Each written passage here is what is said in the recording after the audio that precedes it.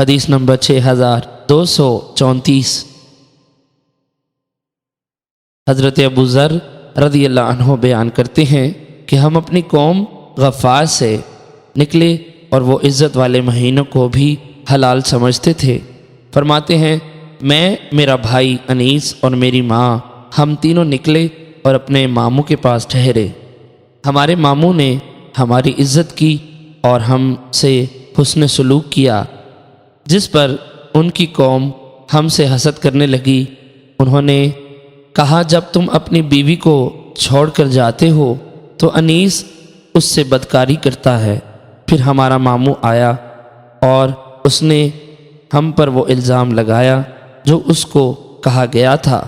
میں نے کہا تم نے ہم پر الزام لگا کر اپنے کیے ہوئے احسانات کو گدلا کر دیا، اس کے بعد ہم تمہارے ساتھ نہیں رہ سکتے۔ ہم اپنے اونٹوں کے پاس آئے، ان پر سامان لاد دیا۔ ہمارے ماموں نے کپڑا اوڑھ کر رونا شروع کر دیا۔ ہم وہاں سے روانہ ہوئے اور مکہ مکرمہ کے سامنے اترے۔ انیس نے ہمارے اونٹوں اور اتنے ہی اونٹوں پر شرط لگائی کہ کس کے اونٹ اچھے ہیں۔ پھر انیس اور وہ شخص کاہن کے پاس آئے تو اس نے انیس کے اونٹوں کو اچھا قرار دیا۔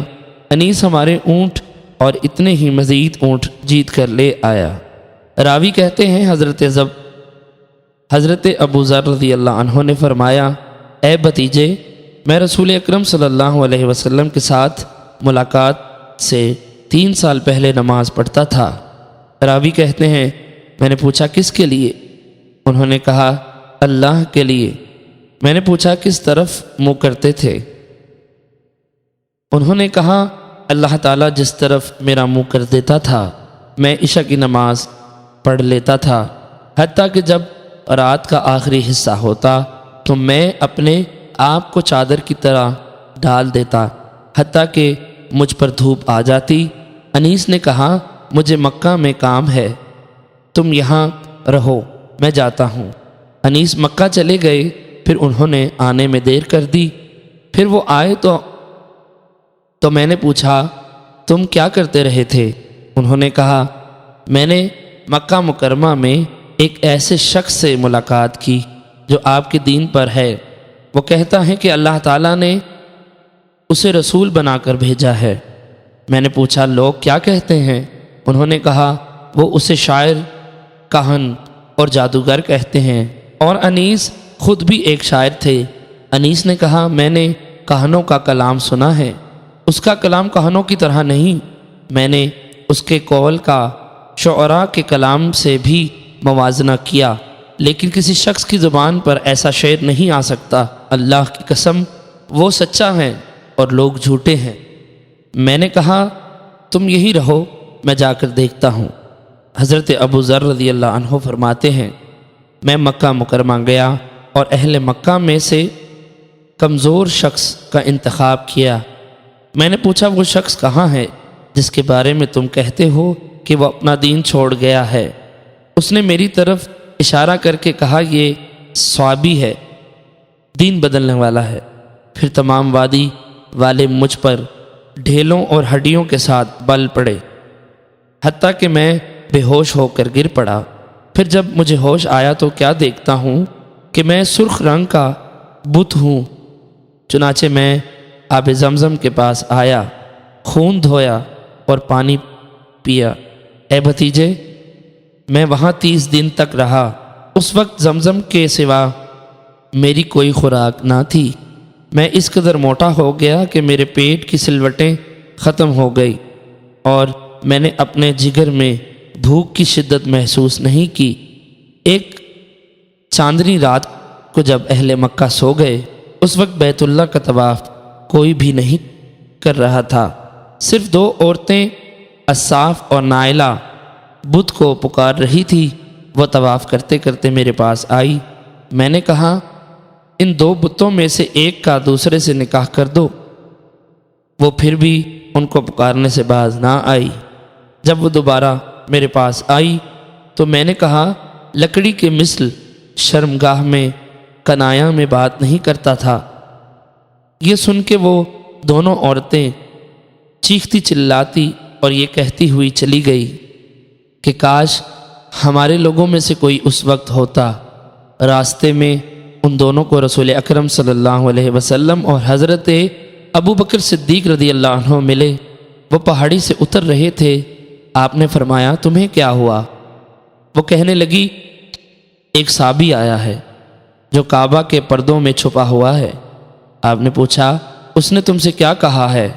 انہوں نے کہا وہ ایسی بات کہتا ہے جس سے منہ بھر جاتا ہے۔ رسول اکرم صلی اللہ علیہ وسلم تشریف لائے اور آپ نے حجر اسود کو بوسہ دیا۔ پھر آپ نے اور آپ کے صاحب حضرت صدیق اکبر رضی اللہ عنہ نے بیت اللہ شریف کا طواف کیا، پھر نماز پڑھی۔ جب نماز سے فارغ ہوئے تو حضرت ابو ذر رضی اللہ عنہ فرماتے ہیں میں پہلا شخص تھا جس نے اسلام کے طریقے کے مطابق سلام کیا۔ فرماتے ہیں میں نے کہا السلام علیکم یا رسول اللہ۔ آپ نے فرمایا وعلیکم ورحمۃ اللہ۔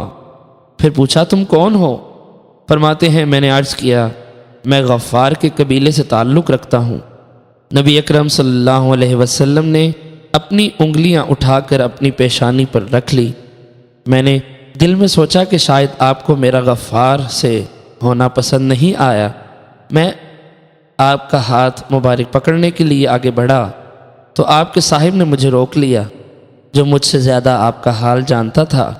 پھر آپ نے اپنا سر انور اٹھایا اور فرمایا تم کب سے یہاں ہو؟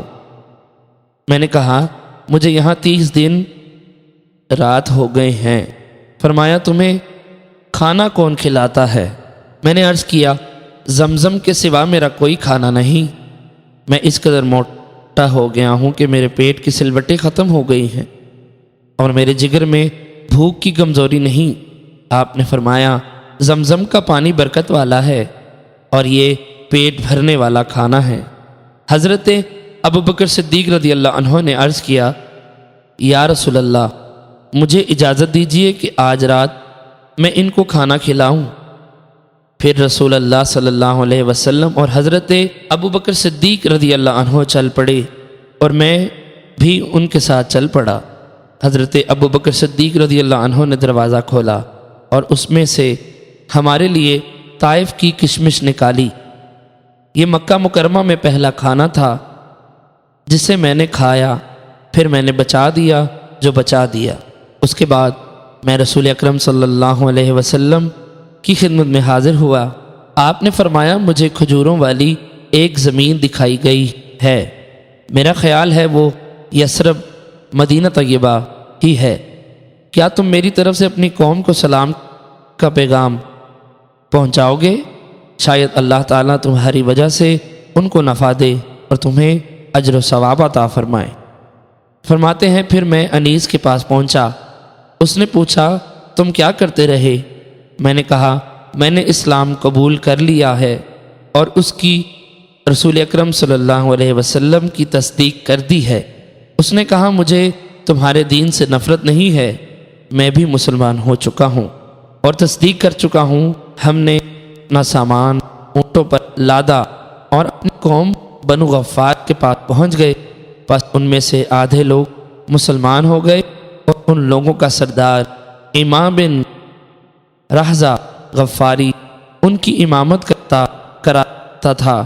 باقی آدھے لوگوں نے کہا جب رسول اللہ صلی اللہ علیہ وسلم مدینہ طیبہ تشریف لائیں گے تو ہم ایمان لائیں گے۔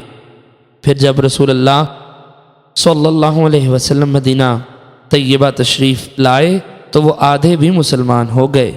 پھر قبیلہ اسلم کے لوگ آئے اور انہوں نے کہا یا رسول اللہ ہم بھی اپنے بھائیوں کی طرح اسلام قبول کرتے ہیں، چنانچہ وہ مسلمان ہو گئے۔ رسول اللہ صلی اللہ علیہ وسلم نے فرمایا یہ غفار ہیں، اللہ تعالیٰ ان کی مغفرت کرے اور اسلم قبیلے کو اللہ تعالیٰ سلامت رکھے۔